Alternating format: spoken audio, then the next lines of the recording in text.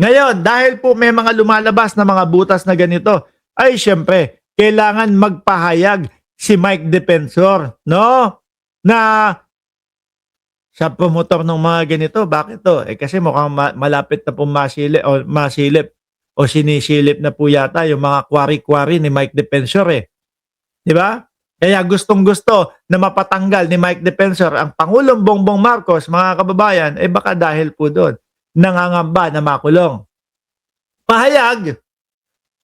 Sa pahayag ng AFP at Philippine Navy, nagsabi kasi sila sabi nila na yung 4 daw po doon sa sinasabi nilang 18 na mga ex-marine, 4 daw po doon hindi naman talaga marines. O doon pa lang halata na nagsisinungaling na. Mga mahihina din ulo nitong kampo ni Defensor no? Biruin mo, maglalagay ng butas. Siguro sinabi, nagsinungaling sa kanila, salip din po ako, ex-marine din po ako.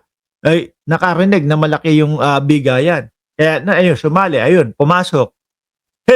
Ngayon, siyempre hindi ba nila alam na magbibigay ng pahayag ang AFP, Armed Forces of the Philippines at Philippine Navy at iisa-isahin yung mga tao na yon?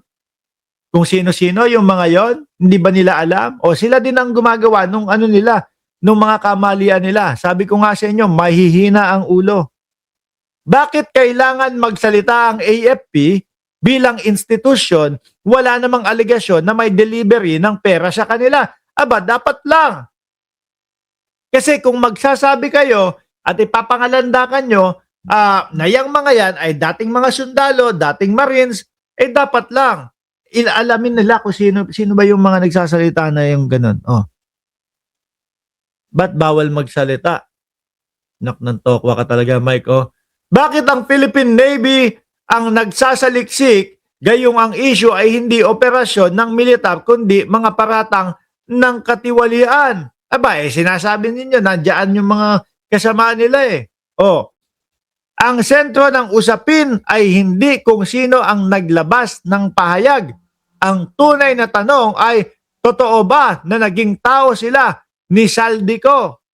Sabihin na nating mga naging tao ni Saldico. No, gustong iligtas yung yung boss nila.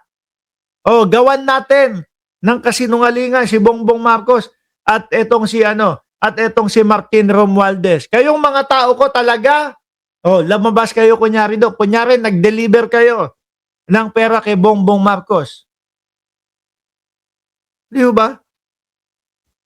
Kayong mga tao ko, ganito palabas natin para mailigtas nyo ako, para pagka nakaligtas tayo at napatalsik natin yung presidente na gustong sugpuin ang kriminalidad at ang korupsyon sa Pilipinas, balik tayo sa dating gawain natin. Yan yung nakikita ng mamamayang Pilipino.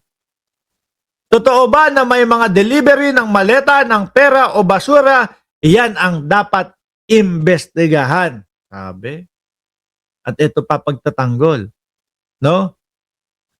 Dati silang mga sundalo at nananatili sa kanilang mga paninindigan na mahalin ang bayan, kaya sila nagsalita. Sundalo man sila o sibilyan, ayan na. Kasi nga nabanggit na 4 daw po doon sa 18 sinasabi ay hindi naman daw sundalo or whatever, hindi naman ex-marine. No? Kaya, meron ganito si Mike Defensor. Sundalo man sila o sibilyan, lahat tayo ay Pilipino. Hindi ho. Siyempre, tayo no? Sa simula pa lang, aalamin natin kung sino yung kausap natin. Aalamin mo ba kung dapat bang paniwalaan o pakinggan to?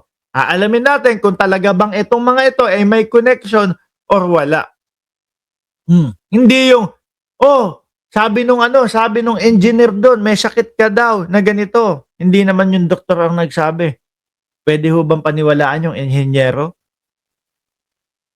Di ho ba? Tungkol sa mga sakit-sakit na ganyan. Hindi. Kailangan na alamin kung sino yung nagsasabi at dapat bang pagtiwalaan. Importante ho yun. Sa totoo lang, dapat ipagmalaki ng bawat sundalo, opisyal man o hindi, na may mga kabaro silang may prinsipyo, may tapang magsalita at handang manindigan para sa sambayanan. Tingin ko, Defensor, ang kapupuntahan niyang mga yan, Oblo. No? Bakit to? Ang sabi kasi ni Senador o dating Senador Antonio Trillanes, hahabulin daw ho sila. At ito po, yung pahayag ni Senador Panfilo Lacson patungkol po diyan sa 18 mga kupal daw ho, mga 18 mga ex-marine daw ho. O ito yung pahayag ni Panfilo Lacson. Si Senator Amy, gusto niyang investigahan po ng Senate yung allegations ng 18 allegedly marine soldiers. Well, we'll wait for the reading of the resolution, and let's find out kung saan committee i-refer. Pero so nung narinig niyo yun, ano yung nakita niyo? Yeah, I read the affidavit. Opo. Ako kasi pag mayroong information in my previous life, this is how I treat any information that comes to my attention. First, yung ano ba yung credibility ng source? And second, ano yung reliability ng information itself? Dalawa yun eh.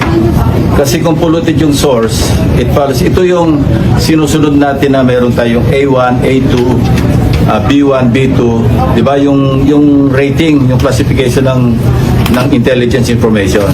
Hindi yung tipo bang sinabi nung kapitbahay mo ganito ganyan. Hindi. Kailangan susuriin mo din yung mga tao. So, may mga portions doon na pwede na sabihin credible, pero may mga questionable. Number one, sinabi nila 805 billion yung napunta, yung pinamahagi o napunta kay Congressman Saldico. Well, from 2023 to 2025, ang total amount ng flood control projects, 1.13 trillion. So kung ang napunta kay Congressman Saldico allegedly 805, that's at least 70% of the total appropriate. Doon pa lang eh. Siguro hindi nila iniisip na kapag ka nagbigay, basta magbigay na tayo 805. Paano nga naman yung ibang mga kumulekta na nagsabi nakakakuha sila ng ilang porsyento? Wala na ho. Lahat na kay Saldico na. 'Di ba? Bara-bara na lang ho itong mga ito. Hindi na pinag-iisipan kasi nagmamadali at malapit na yung impeachment kay Sara Duterte. For the same period sa flood control projects. So, Burgos na yung nandun. Saan manggagaling yung napunta kay Bernardo? Saan ang napunta kay Alcantara? Sobra computation. Wala na. Paano nyo idedepensa na naman ito? Di ba? Mahina ho, hindi ho marunong gumawa ng mga peking na hindi sila mabubutasan eh. That's my first observation. Second, as we speak, sumulat na ako sa Philippine Navy, Philippine Army.